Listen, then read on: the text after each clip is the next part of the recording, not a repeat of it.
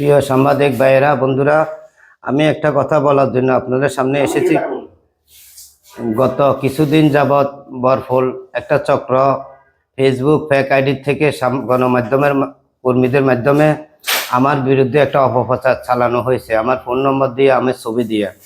কিন্তু ভাই, বন্ধু, সাংবাদিক ভাইয়েরা, বন্ধুরা, আমি আপনাদের কাছে একটা কথাই বলতে চাই, এই লোকটা কেন আমার মান সম্মান নষ্ট করতেছে? আমি কি এগুলা করি? ফেসবুকে যেগুলা বলতেছে আপনারা সরজমিনে তদন্ত করি দেখেন।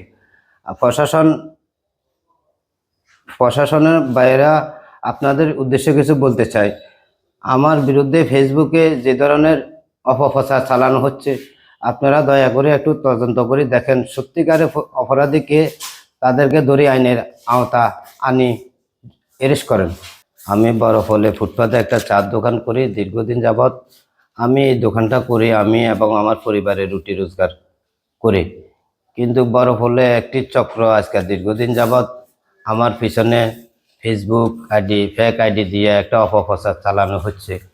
কিন্তু আমি কাউকে নাম বলতেছি না, কারোর নামও প্রকাশ করতেছি না। ফেসবুকে ভাই বন্ধুরা আপনারা সবাই দেখেছেন, কিন্তু সেখানে কারা কে বা কারা আমার বিরুদ্ধে প্রতিবেদন করতেছে, আমি আইনশৃঙ্খলা বাহিনীর কাছে আবেদন করতেছি।